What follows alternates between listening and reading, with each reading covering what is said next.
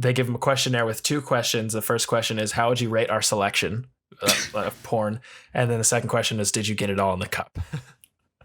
So you just you leave them like a review and recommendation of like each video, like each DVD. Be like, all right, you can swap this one out for this one because it has, this just one's a better narrative. They actually updated this one. Yeah. This one has better directing.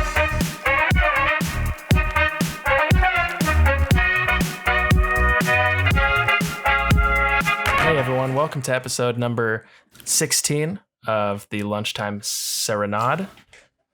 It's welcome been everybody.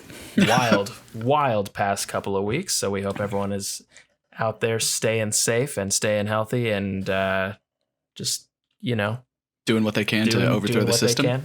Yeah, exactly. ACAB and whatnot. Oh yeah, dude. Speaking of like specifically ACAB, there's a Instagram account that's run by a guy that I used to work with, called Thrifty Da Vinci, which is like just such a cool name by itself. But that's dope. What he does is he goes to thrift stores and he buys like old artwork, like just shitty artwork that you would find in like your grandma's living room, like that, a Motel 6 room. Yeah, that kind of like kind of shittily done like acrylic paint and stuff. Yeah. Or oil paints, and he paints over it. So like he like adds his own thing to it. And he did a thing for this, and it was just like a burning police car like on cinder blocks and stuff like that with like shit written all over it. And it was $20, and you donated $20 to I think it was the Black Visions Fund. Or Black Visions League. I can't remember the name of it offhand, what the actual name of the organization is, but donated that, and he just like gave you a print of it. So it's just like, dude, are these still available? And I was like, I've already donated to this organization, but I'll do another donation like just to get this. And he was just like, yeah, sure, I'll save one for you. So he saved it, and he was like driving him around the city because he lives in like El Segundo, and he was just like, hand delivered it. Yeah, he did that for like some of them, but then like the day that he was going to bring mine to me, he was like, hey man, got a flat tire, got to take that in and then go back to work. So I'm just going to ship it to you. I was like, sounds good. And it came yesterday, dude. It's so sick. I posted about it on like my Instagram story, but it's like just such a good piece. Sick. That's tight, man. He raised what was it originally? Shit. Was it just like a picture of a cop car originally? No, this is like the only thing he's done that he has like sold. An original. That is just like an original thing. Sick.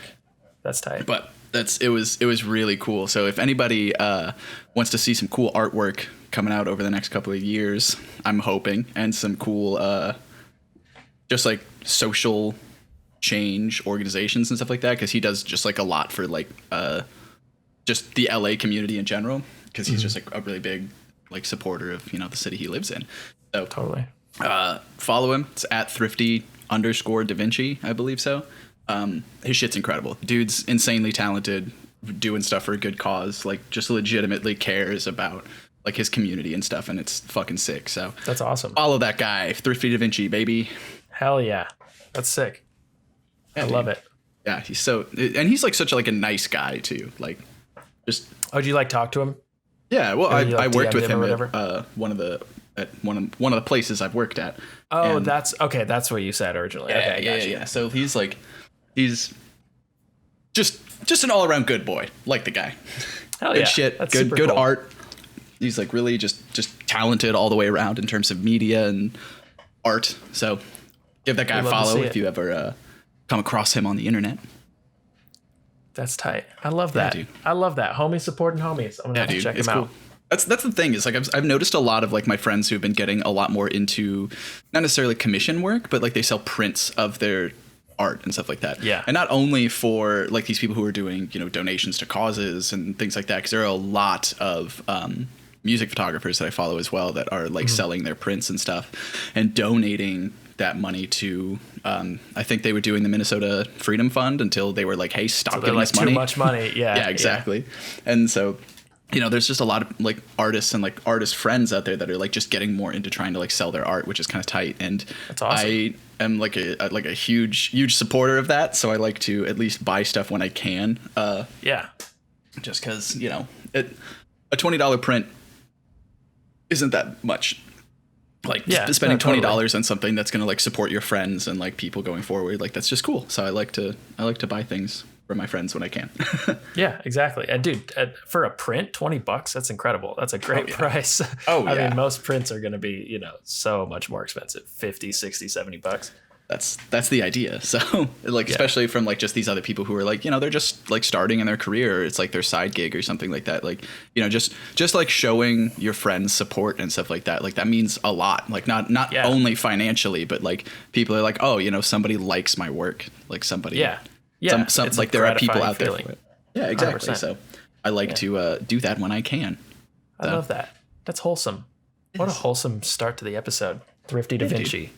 Thrifty Da Vinci, supporting your homies, getting out there. And yeah, I mean, especially too, like for people who do like photography or like videography and stuff like that, like fucking pay your friends, man. Even if it's like a reduced rate or something like that, if they cut you a deal, like that's tight, but you know, try to pay like full price when you can, because like, you know, for some of your friends, like that's probably their only source of income or something like that. So you as on one hand, it's like cool that like, oh, like if we go on trips or something like that, I've got a friend who will take cool photos of me, tight, whatever. But like if you're paying for their services, like if you're like, hey, I want to do a photo shoot or something like that, just pay them. Right. Like, yeah. It's one thing if like you're doing somebody a favor, if you're like, hey, you know, like if you do this, I'll do this, you know, bartering system still exists. Totally. But I don't know. I like doing things for free for people because like, especially like photography and stuff, like it's not my career. Like I'm not making money off of it. Right. So it's that's not your main thing. Exactly. Yeah. So like it's cool to get paid for it every now and then, but like a lot of times I'll just do it for free just because I'm like, yeah, I just want to go shoot or do something. Yeah. So it feels good sometimes. Yeah, exactly. So yeah, that's the opening to this podcast. It's been a interesting couple of weeks, but there is a lot of positivity out there, everybody. So let's not lose hope and let's not lose track of that and keep on. Let's keep fighting. Let's keep fighting a good fight. Yeah, I'm gonna eat this oatmeal. Eat it. Damn, I can't wait until we can get back to eating food. Like, dude, on the fucking. Oh my god! I want to order food from places, man, and I want to eat it and want to fucking. Dude, and there's Postmates has been doing. Our mouth sounds. Yeah, the sloppy mouth sounds. Yeah. There's been Postmates has been doing a lot of like promoting black-owned businesses and stuff like that. Yeah, so I saw like that. You'll see that on top and tap it. Unfortunately, like every time like Megan and I were trying to like order from them, if you got in and they were just like unavailable, it's because they had too much fucking business that they had to take themselves off. And so like we'd come back like 10 minutes later and there would be something, we'd be like, oh sick, like let's get something from here. So we start building out our order. By the time we go to hit it, it's like unavailable again. I'm like, god damn it. So ridiculous. Dude, I tried to do that the other day. Apparently the only one black-owned business that's around me that's on Postmates or anything like that is like fucking Dave's Hot Chicken or something, I want to say. Oh yeah, the one up in the like Arts District. Yeah, the one like right over there. And so like anytime they're like support black-owned businesses around you, I'm like, fuck yeah, click it, and it only takes me to that one. And I'm like, are there no other ones around here?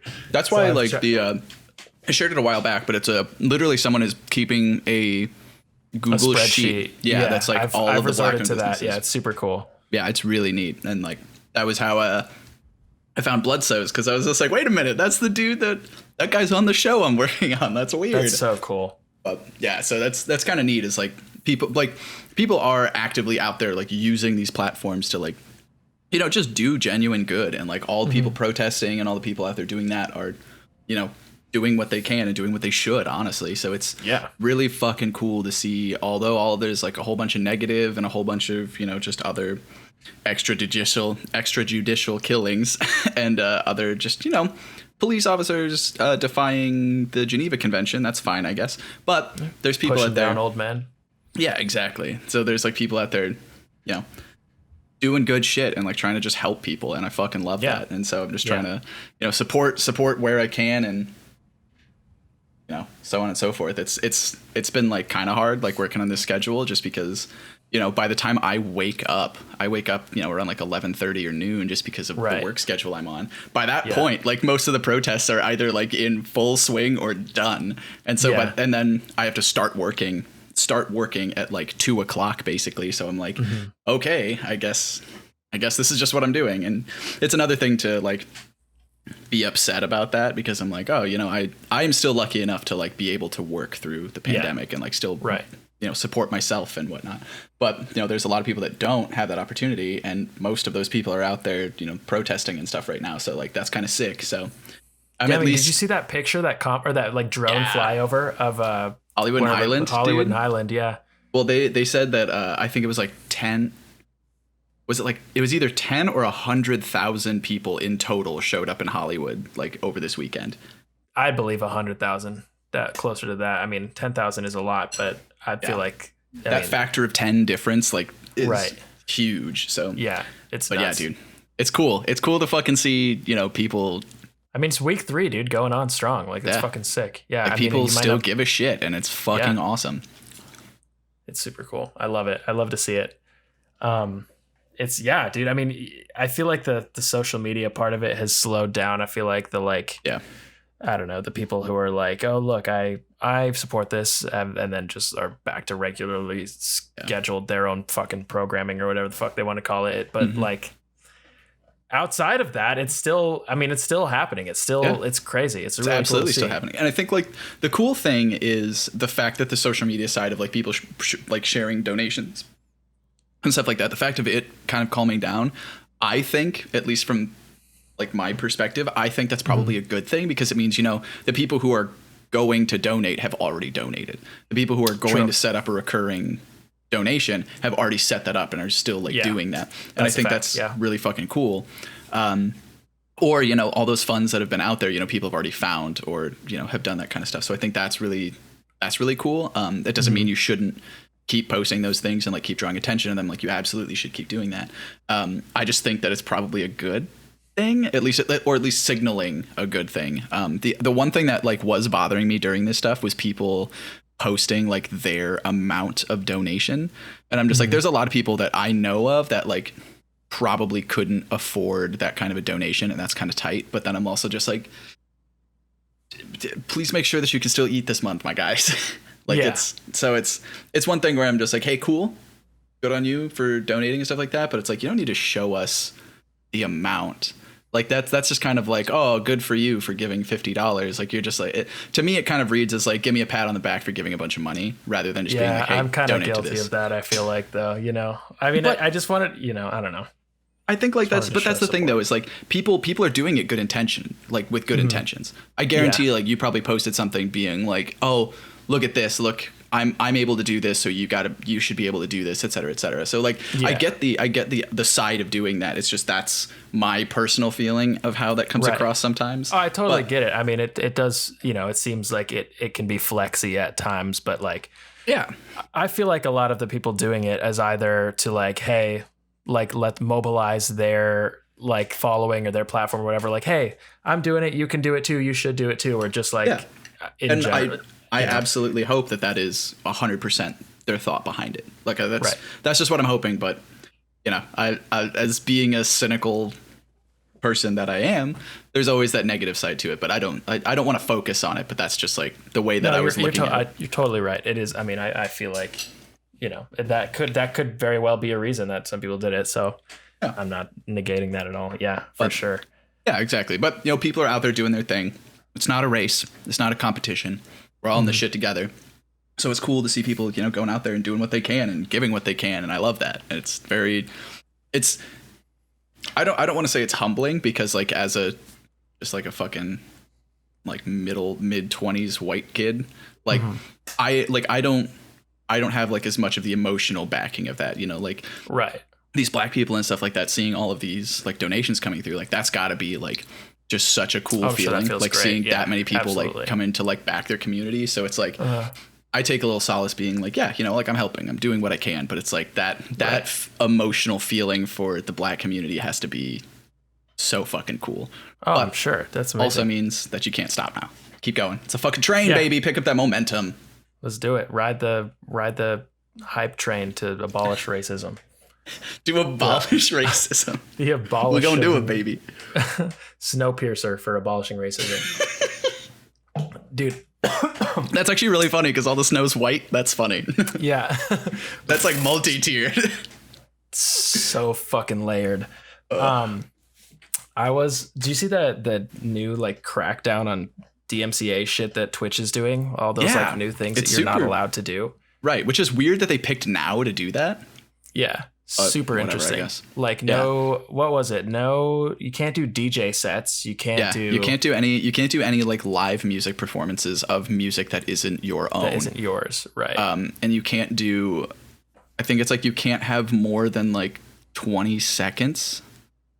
Actually, no, it's got to be less than that, because I've seen people get stricken within like the first 20 seconds of their stream. So the whole thing is insane. Actually, I'm gonna pull it up just because I want to know. It's nuts, dude. It's like, I mean, I get it. I totally do. I mean, they're a content platform. They have to cover their own asses and shit. But like, yeah, I don't know. You know, it is iffy, because I feel like, especially for like the DJ community, that's where a lot of them have been. Right. Performing. I mean, a lot of people have been doing DJ sets like during the pandemic and stuff. Yeah. Yeah. On Twitch. So like, but at the same time, like technically any time you do a live performance, like at a venue or whatever, like it's the promoter's job to get clearance from like ASCAP or BMI, the publishing houses. Yeah. You know, because technically, obviously you're not supposed to be able to make a profit by playing other people's music unless you have a license. So a lot of promoters every promoter is supposed to do that. Do they do it? I don't really know. No one really goes in, you know, it's not like there's representatives from the fucking FBI or from like, I don't know, from ASCAP going into venues and like, hey, do you have your license for tonight's show? You know, so I think it's like a gray area. Then a lot of people kind of go under the radar with it. But right. I mean, the fact that I think Twitch is really cracking down on it is, I don't know. I don't know. I think it's gonna. I don't know if anything's gonna change. I think a lot of at least for the top. I mean, because none of the top streamers are DJs. It's not like there's like, oh my god, like this is like one of the top watch guys on Twitch. It's like they're all gaming and, you know, right, like exactly stuff. Well, like also that, so. Also too, like from a different perspective, like, you know, these are people that are getting taken down from like, you know, what WNG and like all of these like big like music companies, but I follow like a lot of streamers and stuff like that are like in punk bands and stuff like that. Like a lot of like Dan, who used to be in Real Friends, he streams a lot now. Like he just while he's working on like Rationale, which is another band that he's doing with Evan, or is his name Joe? It's Joe or Kevin, one of the guys from Knuckle Puck, like the actual like singer from Knuckle Puck. Like they are making a whole band. It's been around for a while, but whatever. He's been streaming a lot. There's a band called Grayscale that's like pretty big. Those are the guys that I was telling you about, how they do their merch shoots that I want to try to like mimic with you guys. They're sponsored by fucking Astro, dude. Like Astro Gaming like sponsors Grayscale's Twitch streams and stuff like that. Twitches. But they all these bands are going out there and like most of them are playing, you know, playlists and like songs and stuff that like either they or bands that they're friends with have written and stuff like that. So it's going to be interesting to see how that goes, because I know Twitch, like, you know, automatically catches stuff, right? But some of these people are on, you know, boutique labels, you know, like Pure Noise or Hopeless and stuff like that, at least in like the punk metal scene. So I want to know how that will affect that kind of stuff, because like if you look at like the playlist that you and I have put together, like there's some big names on it, but like I don't really know, you know, where the line is drawn of how fast something will get like copyright claimed and stuff. Yeah, exactly. Or like I don't know either. I mean, I know they use like their automatic content detection, but I think that's only for like the VODs that get saved. I don't know if it's like live shit. Like I don't know if can they do. I mean, they can't like mute well, I guess they can. I don't know, but I don't know how it works. I thought it was only for like the VODs that get saved, and then you can like go to their channels and like watch streams that they've done. Yeah. So like that's a lot of it is what you're saying right there. That's correct. I've seen people on YouTube, literally the whole stream just gets taken down. So if you go to the link or whatever, it comes up and it's just like, something in this stream was claimed by whatever. So you'd have to go live again, which, you know, a lot of times if that happens, people leave to go watch like another streamer or something like that. So you could lose, if you're a bigger streamer, you could lose hundreds of people in a couple of seconds just because a Drake song came on for 30 seconds on your playlist. So it's one of those things where it's like, yeah, absolutely. Like the artists deserve the money for their music. Like that's absolutely correct. In this scenario though, I don't know how that is, because you could also argue that like a Twitch stream is like, you know, being in a bar. Like you're not gonna send a fucking DMCA to a bar in Oklahoma because a Drake song came on in the bar. So it's like, where does that where is that line to be drawn? And I think that's an interesting thing that's going to happen with this. I think this is like kind of kicking it off, and like Twitch is kind of being heavy handed with it and everything right now, which is good because I think it'll get more relaxed going forward. Yeah, I think so. I think that, I mean, I just think that's it's not like, obviously it's not like super new, but I feel like now more than ever, at least even compared to like a year ago or even 6 months ago, like so many more people are talking about Twitch and like streaming and stuff. Like a year ago, like most people that I talked to had no idea what Twitch was, even though, I mean, it's a huge thing, but it was a very like niche at that point still. Like, only people who are really into it or gaming or whatever were like involved in the Twitch community. But now it's like live streaming and Twitch are, they're just like synonymous. And so everyone knows about it. So I think now they haven't really had to deal with something like this until now. And so now I think they're just trying to cover every base that they can. Right. Probably. Yeah. Something that's interesting too. I want to know how you think about this. Cause if Twitch does this, you can multi-stream. So like in OBS, you can set up a key to send your stream to Mixer, Twitch, YouTube, whatever the fuck you're streaming on. Yeah, whatever you're streaming on. So does that mean that all of those other places now have to kind of adopt those same rules as Twitch? Because if Twitch takes your stream down, theoretically it can still be on Mixer and YouTube and stuff like that, but your Twitch stream goes away. So YouTube and Facebook and stuff, they've already gone through the process of all this stuff. Like they have all their copyright detection stuff in place. Like, they've gone through multiple passes of this. So I feel like is Twitch just playing catch up then, you think? They're just catching up. Yeah. Yeah. Exactly. Okay. That makes sense. I was just thinking about that because like the whole copyright thing is just so interesting in general, just because the law is so specific, but also so vague at the same time that it's like, okay, what can't you do? And like, I mean, Disney's the only reason that copyright is so ridiculous. Yeah. And I'm excited to see where it goes in the future because I think Mickey's coming up on his copyright ending within like the next 5 or 6 years. So we'll see how that goes. But is it possible to renew copyright? Like, is that a thing? No. Or no? So the way copyright is written is that the creation of the thing, in this instance, Mickey Mouse, is for the duration of the life of the creator plus X amount of years. So after those X amount of years, it goes in the public domain. When copyright was first made, and obviously everybody please fact check me on this because I'm just going to throw out like numbers to make a point, not necessarily to be fully accurate. So just as a clarification for that, say in the beginning, copyright was like the life of the individual plus 20 years. Disney died in the 50s. So they had until the 70s. And then in the 70s, they lobbied really fucking hard because Disney had a shit ton of money. And they're just like, hey, we should make this longer. And so Congress was just like, sure, why not? So they made it life of the individual plus 40 years. So now they had until the 90s. So the 90s get there and then they're just like, all right, Disney has even more money. So they just throw more money at it, lobby really hard, get it extended to life of the individual plus 75 years. So now we're coming up on that 75-year mark or something like that, whatever. And it's like, okay, how are they going to do it? Are they just going to keep throwing money at it? I mean, when is Congress going to finally sit back and be like, hey, this is weird? Yeah. Because like you can, at this point, like if it goes into public domain, like they can like trademark it, but they can't copyright it. So like Mickey Mouse just becomes whatever the fuck. Like you can't regulate it. You can't do anything like that. So it's kind of interesting because, where does the line get where, like obviously they should have Mickey Mouse for forever because that's their creation. But then it's also like, okay, how long are you allowed to have a monopoly on something? That's kind of like how copyright goes, which, for other artistic endeavors makes sense. For some other ones, not really. So, but like, even though, I mean, like, what is Mickey Mouse being in the public domain really going to, it's not going to impact them negatively, I don't think, would it? I mean, no, not really. It would make any fucking difference.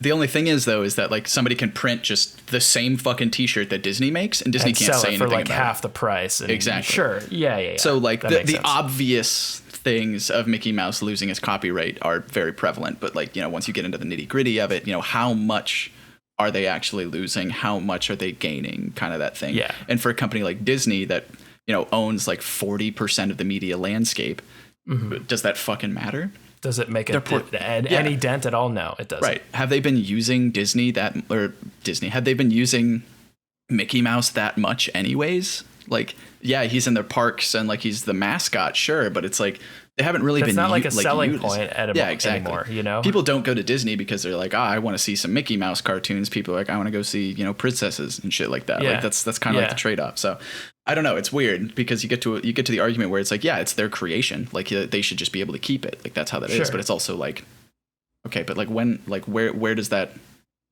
leave everybody else?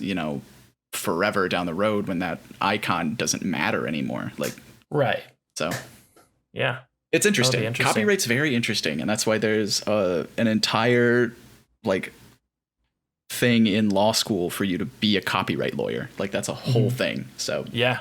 It's insane. There's so many obscure laws, and it's just like fair use, but fair use isn't even well defined, and it's still like everything is just like kind of being figured out as media evolves and as like these things grow, which is really interesting. Right. Which like the thing is too is like you look at it and you're like, oh, why haven't we planned for this, or oh, why haven't we, set these things in place for when that happens? And it's because think of what media was in the 50s.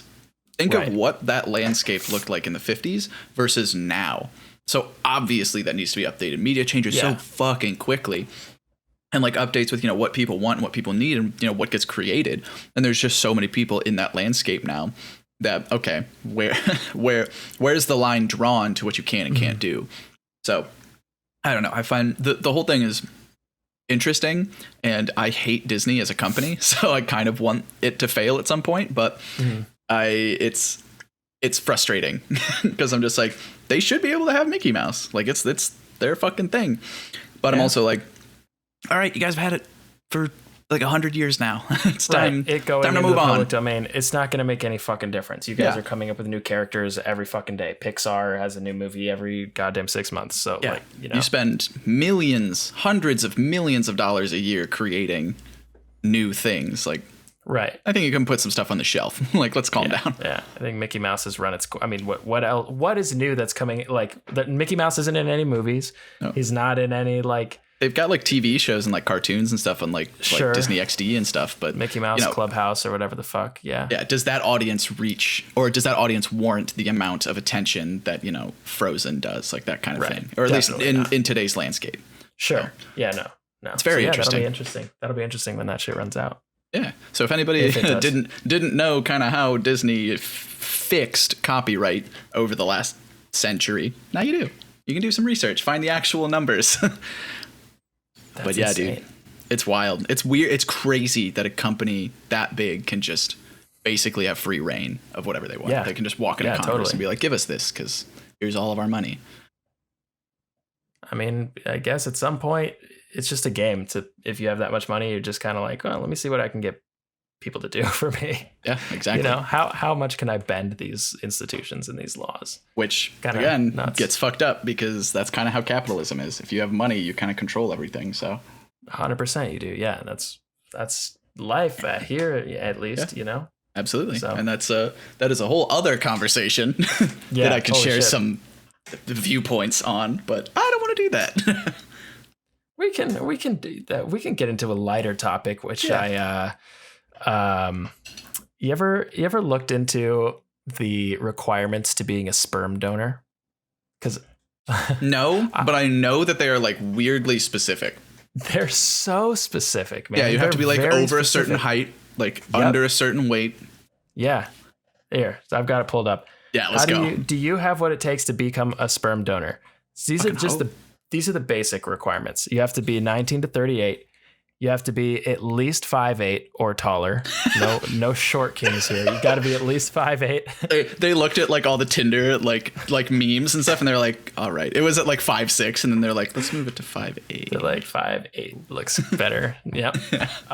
You have to be currently attending or have graduated from a 2-year or 4-year college. That's fucked up. That's kind of fucked up. You have to have a degree.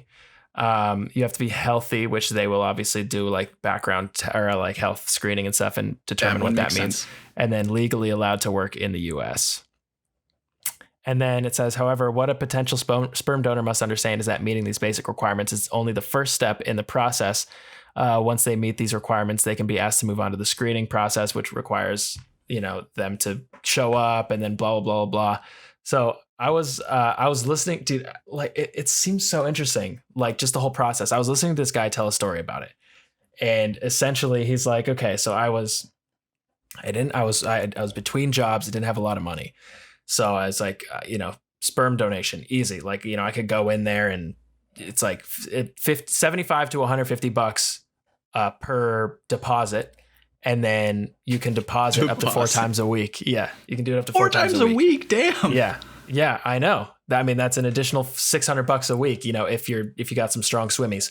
So he's like, all right, so I filled out the application and I went into this place and they're like, essentially, okay, go into the room and here's a cup, blah, blah. He filled out like family history stuff or whatever. Go into the room. And he says that like, there's just like this, there's a huge TV, like flat, like really old ass TV. And then like a bed, like a doctor's bed with a paper on it. And then like a huge row of like old school porn DVDs. Let's go, baby. Just like that's what they have. So whatever. He's like, just use your phone like an adult. Jesus. That's what I'm saying. That's what he ended up doing. So he's like explaining how he got all in his head, whatever, and he was real self-conscious, whatever. But he did it. He goes back out and they give him a questionnaire with 2 questions. The first question is, how would you rate our selection of porn? And then the second question is, did you get it all in the cup? So you just you leave them like a review and recommendation of like each video, like each DVD. Be like, all right, you can swap this one out for this one because it has this just a better narrative. They actually updated this one. Yeah. This one has better directing. Yeah, this one's definitely like actually portrays women in like a normal scenario. Instead the CG in this one is just absolutely ridiculous. Dude, the graphic fidelity of these fucking light rays, my guy. Oh, let me tell you, this one needs to be added to the collection. Yeah, but getting it all in the cup, like somebody like has to walk in with like a black light and just like do a once over of the whole place before like they bring another one in. Probably sanitize the shit out of that room. I mean, there's only like a couple of rooms in this building that he's saying, so I'm sure they have to like, be really scrutinous. Is that a word? Scrotumness about how they clean it. Scrotumness. Well, I mean, also too, like you got to think about it. Like you're probably getting sweaty in there and everything. Right. So that's a lot of bodily fluids to have to clean up. It is. Yeah. Did you get it all in the cup? Did you get it all in the cup? So he goes home and they call him back and they're like, hey, that was like his preliminary screening or whatever, because then they run through tests and they determine his health and STD check and blah blah all that stuff. So they call him back and he's like, okay, you can come back, but they gave him like $50, just a $50 gift card for that time. So he's like, you can go back, do your thing. So he's like, he does it, he goes back in again, and then he comes back out and he's like, man, I was real confident this time, whatever. I filled it up like as much as I could. Last time was a little bit weak. He comes back out, I should pour some out. They give another questionnaire and it's like whatever, basically all these questions, and then the last question is, when the child, if your semen is to be used for artificial insemination and a child is born, do you want this child to be able to contact you when it turns 18? That's like, isn't this the concept of a Vince Vaughn movie? No, it is. Yeah. 100% okay. I was like, wait a minute. Delivery Man or something like this, but which it's super fucked up because it's true. Because you can literally like, that's you can wild. Have all these kids and then like they have the option, you have the option to say, yeah, contact me when you turn 18, which is kind of nuts. Yeah. Could you imagine that? Like how would that feel like as like as the child being like, you are biologically my father, but you are not my father. Like, I don't know you at all. Yeah. I don't know. I think it'd be weird. I think it'd be, I don't know. But then also like, if you check no, then do you tell the kid? Like it's a whole like moral kind of dilemma, I guess. Like, do you tell the kid like, hey, I mean, yeah, I mean, at some point, like I wouldn't want to be lied to, like, like as like a child, like I would want, even if I didn't have the ability to go like find my genetic father, I would want to know that I was like the product of, artificial insemination or something like that, just for clarity's sake, like just to know it. Right. I personally don't think that at least in my opinion, that that's a negative thing at all. Like, I don't think someone should feel shame because of that. Right. Oh, no, for sure. It's just some things like that. But, like that's something that, could make a child feel very weird. So maybe that's not something you bring up when they're like 8 or 9. Maybe it's something you're like, probably wait. Yeah. When they're like 16, 17, be like, hey, kid. But then at some point, like I think there's got to be like a perfect time not like a perfect time, but like, you obviously can't tell them when they're too young, but you can't tell them when they're too old, because then it's like kind of like, it's like a moot point. Well, did you not trust me enough to tell me when I was younger? Like, I feel like you've been lying to me, so it is kind of like a very gray area. Would you want to meet, if you were a child of artificial insemination, would you want to meet your father when you turned 18, like your biological father? I don't think I would, just because like it's irrelevant at that point. Yeah. It doesn't matter. Like, the person didn't raise me, like, just because like they're right. What's it going to do for me? It's not going to be cathartic or anything. It's like, I have a family, Right. And it's like, if I show up and like, they're like a drug addict who is like abusing their current family, I'm going to be like, well, fuck, that sucks for them, but like, glad I'm okay, even though like that's a fucked up thing to think. Or, you show up and they're like a multi-billionaire and it's just like, oh fuck, like that, I could have lived that life. So like all of like the anxiety of like building up like a possible scenario in your head. Yeah.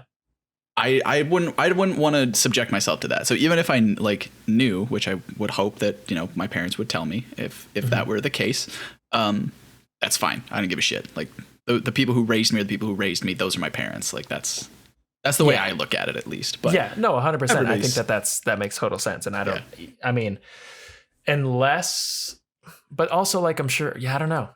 It's a really how do you feel about area. I would probably not want to meet them either. Or like, not that I'd be like against meeting them, but I wouldn't feel like there was a point, like if I was raised by people and it was like a healthy family dynamic, those are my parents, as far as I'm concerned. And that's also, it's also weird too, like thinking about it, like you just gave me like a good idea. Like, if showing up at that person's house, you're just some fucking guy. Like, you're just some dude showing up at somebody else's house or calling somebody and being like, hey, I'm your kid. It's one thing if like, you were put up for adoption and stuff like that, which also, again, I wouldn't really want to meet my biological parents, because like it's irrelevant. Make me angry. Yeah, exactly. It's just like, wow, like the only thing that would matter is like, hey, can you tell me like their like medical history? Right. I would want that, but I wouldn't give a shit about like, meeting them, because they didn't raise me. Like, they aren't my like they're not my family. Like, I don't really care. Like, to me, the whole like blood is thicker than water thing is complete bullshit. Like, I don't think that that's like an actual way of looking at it. Like, if your family's shitty, fuck them. Like, get out of 100%. That. Like, you shouldn't have to subject yourself to something just because they're your family. Like, that's stupid. So like, if like, there's no reason to like think of it that way. And, from that perspective, like, you don't need to know who came in a bucket for you, like, it doesn't matter. That's what I'm saying. Like, I don't want to, like, I don't give a shit. Like, I can envision the way that like I was conceived in that manner, and that's like, that's too much. There's some things that I would rather just, not think about. I don't want to picture it. I don't want to picture it. As soon as I meet this guy, I'm gonna picture him fucking 18 years ago in a room, in a little medical room, watching, like, trying really hard, like, adjust the tracking on this VHS player, and like, oh god, it's got like the like tracking line over it, so like everything's like split. Oh, what a fucking time! Missing the cup. My brother's on the floor. It's just like, I don't need to. Just like, I could have been that one, the one that got dumped down the sink. But like, something that's also interesting too is like, they have to fill out this questionnaire and like fill out their medical history, all this stuff, and they have to meet the criteria. I want to know the like amount of discrimination that happens in that scenario, because like, if they're just like people that are behind it that are going to go through and like evaluate you and stuff like that, there's probably plenty of people that got turned away because they were just like, well, we don't want more, Mexican stuff in here. Like, that kind of shit. Like, that. I wonder, like, if that's even a thing, or if that's like a prevalent issue. Just like the bias that comes from like, well, see, I don't know. I mean, because I want to believe that like there's the people that are behind that are just like, yeah, cool, whatever. Like, you're in good health. You meet all these criteria. Cool. Let's let's get you coming, baby. But like, you'd hope they I mean, like, yeah, I don't know. Even if it's just like a fact that they want to diversify and like, but I don't know. You're right. It would be interesting to go behind the scenes and examine the bias and do an investigative documentary piece on discrimination in like sperm donations. In the sperm donation, dude. That's per capita. Episode 17 through 20 is going to be an expose. It's going to be structured like one of those like white women podcasts that they love to listen to, and they like do drink their morning coffee or whatever the fuck, where it's like a murder, like very well crafted with music cues and all this shit. It's Dirty John, but just all over and over again, and it's just us talking about sperm. Yeah, that's what it is. The next 3 episodes, we're gonna craft a narrative, and we're gonna go behind the scenes of. Guess what we're gonna be eating, guys. Oof. that was a little far. Oh. That's been. Anyways, you're right. Wow. Okay. That's just a thought. Just a thought of how that works, because you get like somebody from the KKK or ties in there, they'd be like, well, we only want to promote all white children, so I think we can take this person because they are a person of color. That's true. You'd also hope that there's all right, Cletus, get the fuck out of here. How did you even get a job here? But yeah, you would hope, but you'd hope. But you're right. I don't know. I don't fucking know. Yeah, dude, that's interesting. I always that's a lot more criteria for cumin into a cup than I can ever imagine. Yeah, I don't know. I don't know. I was like, when I heard him tell this story, I was like, man, I want to try it. But now I'm like, I don't know. I feel like there's like a lot of implications. It's like, because like you could have kids. You could like, well, no, I mean, they're not like your kids, but like they're your kids, Right. Like you contributed in some way to creating new life, like, right. It's kind of tight though, because like you think about it, it's just like, oh, like it's not so much like, oh, I'm continuing my legacy, but it's like, oh, I helped to give somebody the gift of life that they weren't able to do themselves. Like that's right. That's kind of tight, and I love that. But I don't know if I'm ready to be a unknowing father. You also have to, or you don't have to, but they sweeten the pot a little bit. They give you a little more money if you like upon completion or upon acceptance into the sperm donor. Upon completion, they just give you $20. They rate your orgasm. Sorry, they're like that was good. They hold up little like, here's $30. When you go in for that second donation or whatever after the initial one where they accept you, they're like, you can choose to send the donation bank pictures of you as a baby. Pictures of you throughout the years, like every 6 months or so, send them like an updated picture so that they can show to like families and stuff like that. Like this is what he looked like as a baby, so like this is what your baby might look like. This is what he looks like now, whatever. Yeah. So it's that's interesting. Kind of interesting. It's like the, how they do like police sketches of like, this is what they would look like now, but it's just like, no, this is literally a photo of like now. That's wild, dude. So I'm sure like on the other hand, like, on the not on the back end, like on the people who are actually going in and like needing this sperm, I feel like, I don't know, there might be discrimination there. I mean, you obviously have to be picky, right? Because it's your child and it's your whatever. So you have to look at the, I mean, I don't know. I'm sure the photos are a good kind of indication of what your child might look like, but there's also an interesting thing to think about too, like what you were just saying about like with discrimination, is like there's CRISPR. Like if you can pay to have that done, so like you can already pick something that in your mind is a better human being, like physical human being, and then you can just go and just change their genome and just change what you want them to look like. So like you can have like a better starting base and then change it so long as you have the money for it, which that's a whole other ethical debate. But like, you could be discriminatory and then fix it, quote unquote, fix it on top of it. You know what I mean? Right. It's wild. I know. So it's crazy. I mean, it's a very interesting topic that there's a lot to uncover there and a lot to dive into. Man, but, it's just, who would have thought popping in here for episode 16 of the Lunchtime Serenade podcast that we were going to be talking about overthrowing the establishment and fucking sperm donations. Oh, and copyright law. Today's been a fucking day, everybody. It's been a day, man. It's a heavy day. It's a heavy day. You know what's crazy? So this is I've known that this was a possibility for a while, but I didn't know of anyone actually exploiting this system. But I saw an article about it recently. So on Spotify, for those of you who don't know, like it's not like SoundCloud or YouTube or whatever, where you can just like, oh, go on Spotify.com and upload a song. Like it doesn't work like that. You have to go through a distributor.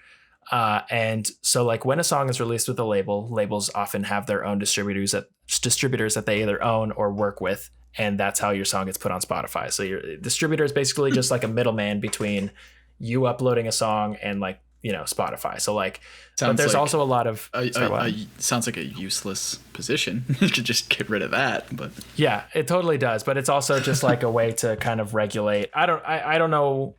I just because Spotify is so much different than SoundCloud, where it's like SoundCloud and YouTube, where you can just, you know, you can upload literally anything on YouTube and SoundCloud and stuff, and that comes back to the creator uploading it. But like on Spotify, and like Apple Music and stuff, and they hold themselves to a higher standard. So like if something is like an unauthorized remix is uploaded on Spotify, that looks bad on Spotify, just because the way it's set up and stuff. So anyway, so they have these third-party distributors that if it's so a lot of people are like, oh my God, how do you get music on Spotify? It's like a very like, it's not like hard. You can use any number of, you don't have to be on a label. You don't have to be anyone. You could like Joe Schmo could pick up music software, make a song that sounds like shit, and it could be on Spotify, you know, because so there's a bunch of third-party distributors that just anyone can use. Some examples are like DistroKid, CD Baby, shit like that.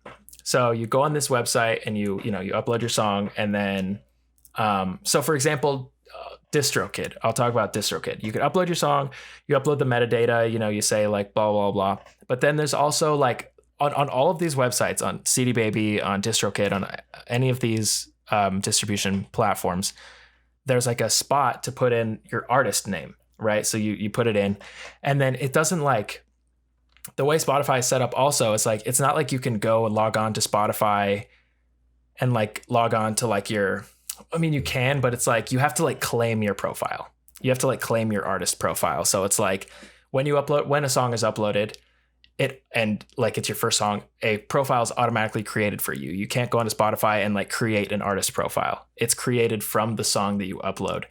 And then once you keep uploading songs with that same artist name, it just automatically puts them under the same artist name, assuming that it's like, you know, a unique artist name. Because sometimes, again, this is an issue. Like if you have an artist name that's like, I don't know, basic enough to where it could be someone else's artist name. Like if you're just starting out, like The Great Whites or something. I don't know. That sounds like it could be like 3 different things. So if your artist name is The Great Whites and you upload this song, because you're not uploading it directly to your profile, you're uploading it on DistroKid and hoping that with the metadata and stuff, it goes to the right place.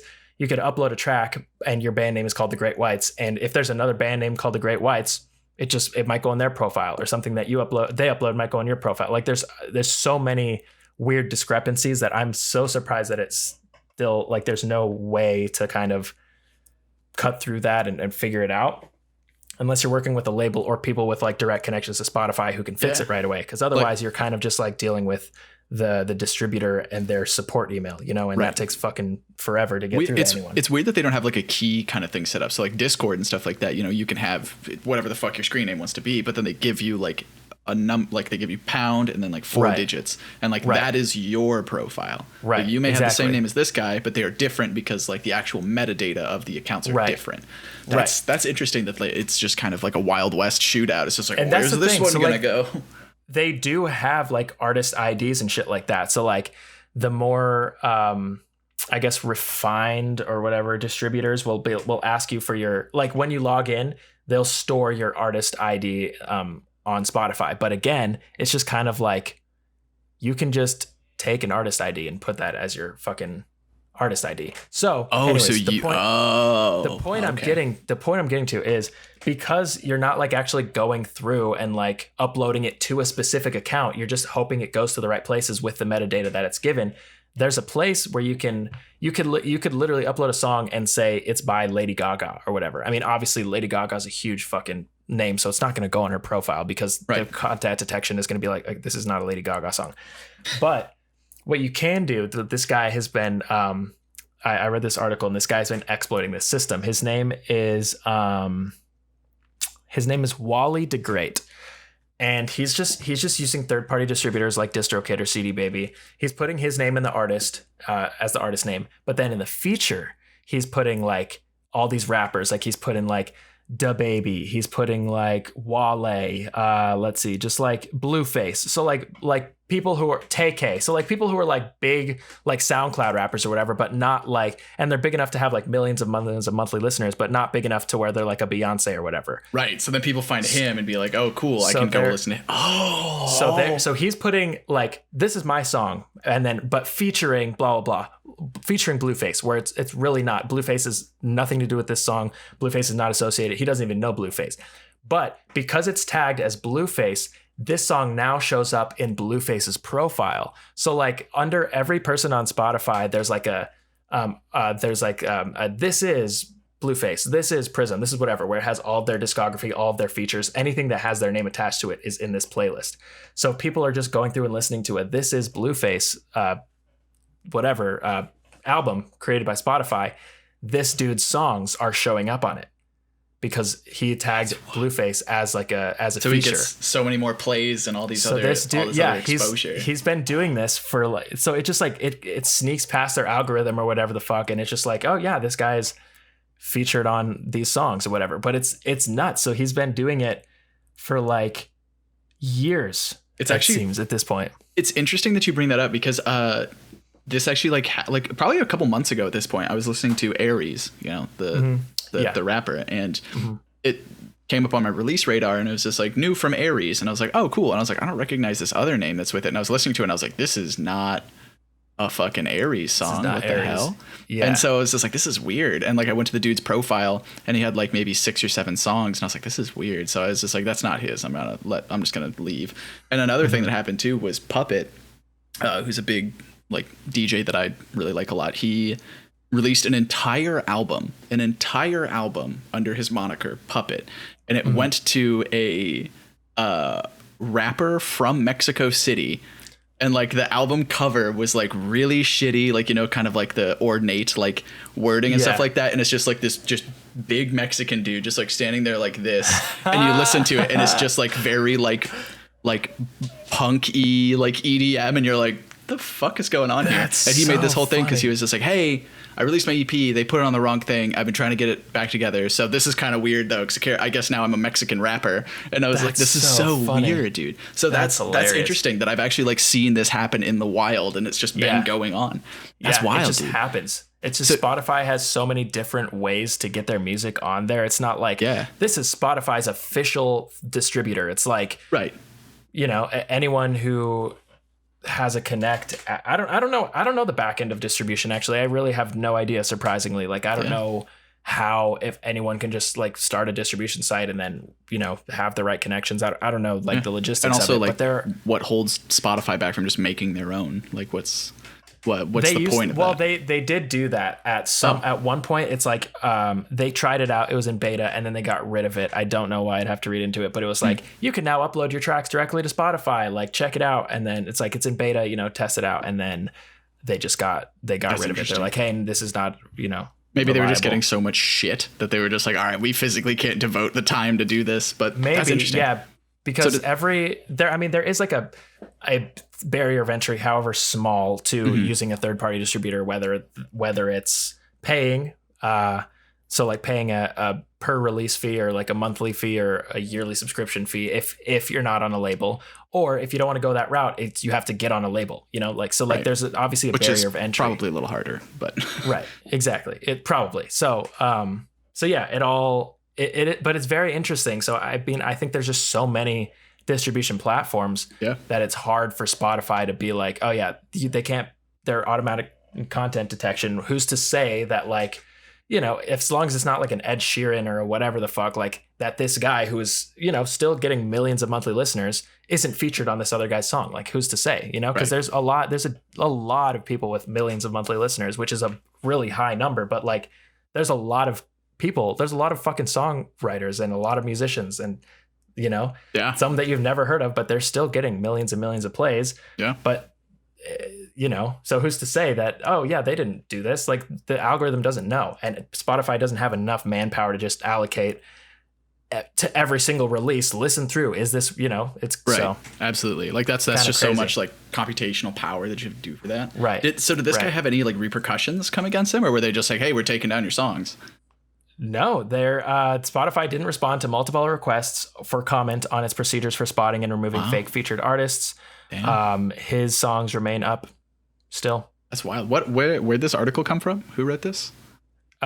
This is just this guy. It's on medium.com, but it's like this guy who's like, so it's like, you know, just like a blogger, but I mean, it's happening. This guy's like posting, that's wild, screenshots and stuff. That's insane. That's so like, that's nuts.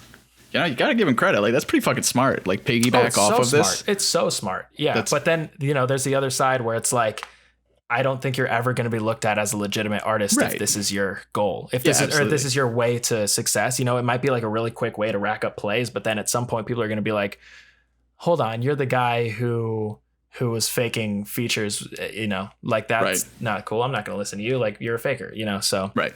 That's like even worse than being a sellout. Holy shit. Oh, 100% worse. So I don't know, it's just kind of crazy that this the Fall Out Boy syndrome.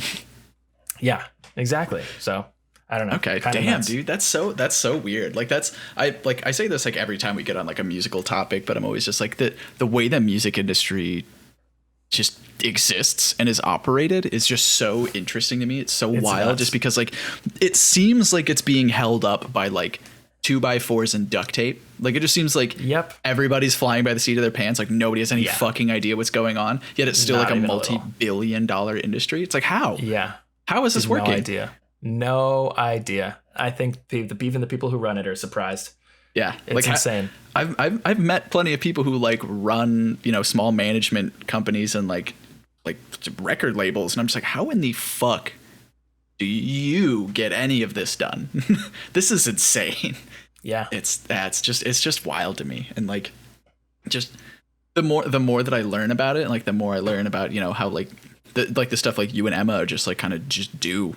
Like the stuff that you guys just handle yourself. I'm like, holy fuck. I was just like, and I now get it why people have like legions of people behind artists to like help them just do their job. Because it's just like, you can't, that's just so much. It's There's so many. I know it goes so far beyond, oh, I made a song, I'm going to put it out. You know, it's like, there's so much to do. Like in the upper levels of it, it's like, okay, well, let's roll out a release plan. Let's do a PR. We're going to do this feature. We're going to get a feature on Billboard. And then from there, we're going to go to this. And then from there, you're going to announce your merch. And then your merch sales, well, after they do that, they'll get a digital download of your song. And then from there, you know, like there's so many moving parts. It's not just like, and then you have to coordinate with you, the rest of your team, and people on those teams to get something going. The people who are writing the articles, the people who are doing it's crazy. And then it's like, and then we'll announce your tour, and then like from there we'll do an early access to all your patrons, and it's like, oh my god, it's so many moving parts. And then you even look at it just from like the technical side. It's like, okay, cool. Where am I going to record this? Who am I going to get to like engineer it? Who am I going to get to mix it? Who am I going to get to do like these features? Who am I going to get to record all this? Like that's so insane. And like seeing like, you know, kind of grassroots artists and like bands and stuff kind of popping up, I'm just like that's a fucking daunting feat. It's not just like, oh, we're going to make a song, get big off it, and go tour the world. Like that's just not how it is. Like it's not, and it's just crazy to me, like watching it, like especially seeing, you know, like Sacco, for instance, like half the time he posts something on his story, it's just like, oh, I mixed this album. I was like, you fucking did that whole thing? Right. Oh my God. And like, oh, you worked with that artist? Like, Jesus, dude, like that's incredible. And it's like, you know, it's just like the things you don't think of because you're just like, oh, the dude on the album cover, that's the guy who did everything. And it's like, no, there's like hundreds of people that contributed to it. It's rarely ever that. That's the thing. And you know, like, but it's also interesting because it's such a black box of well, not really. I mean, you could find out about it if you want to, but like on outward facing, it's a very like, this is, take it at face value. This is what it is. I'm Ed Sheeran and I wrote this song by myself and whatever. But there's like, you know, like 100 people who are employed behind him who have these full-time jobs doing this thing for him. So it's great. It's just really interesting, you know? Yeah. And I think that's kind of the, like, putting it up against like as a parallel to like the film industry and stuff like that. You know, you get an album, you listen to it, like they're not going to get to the end of the album and there's going to be a track of them reading off the name and like position of each person that contributed to the album in some way. It's in the fucking, like, you either go in the back or it's in like the little fold out if you're lucky enough to even get that. And you know, you don't see that because it's not like exposed to you, whereas like in film you get to the end of a movie and it's like, all right, here's the 400 people that did something to this. And like it's cool because they're just they're giving credit where it's due, and it's like it's not like the music industry doesn't do that, it's just not as upfront about it. It's not as accessible. I was oh my god, that's so, because I got in this argument literally this week with this guy who DM'd us on Twitter or something, and he's like, I think it's really unfair how you rip off Porter Robinson. And I was like, whoa, hold on. What? That's a lot to unpack. I was like, hold on. First of all, don't rip off Porter Robinson. What are you talking about? He's like, you have songs that are like 100% his songs. And I'm like, are you talking about our covers of his songs? Like the ones that say Porter Robinson in the title? Though I was like, those songs, is that what you're talking about? And he's like, specifically the one that you just did, Something Comforting. He's like, it's 100% Porter Robinson, but your rendition of it. I was like, yeah, it's a cover. I was like, people do covers. I was like, what's unfair about it? I'm really confused. And he's like, it doesn't say his name anywhere. People are going to listen to that and assume it's not Porter Robinson. I'm like, first of all, no, they're not, because if you listen to us, you 100% know who Porter Robinson is. Second of all, look at this. I was like, on YouTube, the YouTube title is Porter Robinson, Something Comforting, Prism cover. The SoundCloud post in the description says, this is like, oh my God, we're so happy to be doing another Porter Robinson cover. So glad he's coming out with new music. Spotify, I sent him a thing and I'm like, I click on the view info and it says written by Porter Robinson, performed by Prism. And I'm like, here you go. Like, what more do you want? What more obvious information do you want? And then he's like, oh, I guess I was only looking on Spotify. I didn't know I didn't know that had that feature. But it's interesting because you're right. It doesn't automatically show, like you have to click like a sub menu and then click view song credits. True. To get to like written by, produced by, whatever. It's not just like out in the open. I didn't even know that was available. The only thing I knew was that like if you go into like the album and go all the way down to the bottom, it shows you like what label like it was released under, and that's the thing. That's usually where I based off of. I didn't even know that the credits existed. I didn't even know that was a thing on Spotify. So all right, cool, dude. That's so weird though. That's so weird that somebody would like get mad at you for that, just in general. I know. I was like, fucking first of weird. All, I was like, what is unfair? Like okay, first of all, we're crediting him, but second of all, like, this dude has millions and he's so successful. He's one of the most successful electronic artists. What are we taking away from him? What is unfair about us making a song? It's not like we're like ripping off an artist with 0 plays and like presenting it as our own. Like, this is ours. Like, oh my God, we're taking inspiration from someone who is the reason I got into music and is obviously very successful. I don't know what's unfair. Why would he's like, I don't know why whatever. It's a sweet sentiment, I guess, defending someone, but it's also like, come on, man. It's like, dude, it's like clearly if you're old enough to be like shitting on somebody in a fucking Twitter DM, you're old enough to at least, read a YouTube description, or like you're old enough to understand like the concept of a cover. Like there are bands out there who their whole thing is doing, metal covers of pop songs. Yeah. Like they got famous off that. Like that is a legitimate thing to do. Like that's the point of a cover. That's the point of a remix, is like you're putting your spin on somebody else's thing. Like it's a collaborative environment. Like that's how it is. It's one thing if you blatantly rip it off. Absolutely. That's fucked up. But to just call somebody out for doing a cover and be like, you ripped this off. Like that's just so like silly. That's insane to me. Like I could never imagine that happening. People have been doing covers for years. I guarantee oh my God, some of the most popular songs are covers of other songs. Like it's just like, it's crazy. Like the fucking Johnny Cash Hurt. Yeah. That song that everybody loves. Yeah. It's a fucking Nine Inch Nails song that Johnny Cash covered. Go fuck yourself. Yeah. Nobody knows. Nobody ever knows that. And I'm just like, dude, it's a Nine Inch Nails song. That guy has an Oscar. Three Little Birds or whatever. Everyone that song's like, don't worry, everyone's like, oh, Bob Marley. It's not a Bob Marley song. It's fuck. God damn it. Now I'm an idiot. Now I don't know who it is. Hold on. It's okay. You're doing your due diligence and you're looking it up and you're gonna give people the right information. That's how it works. But yeah, it's funny to me that like people just don't have the concept of what to do with that.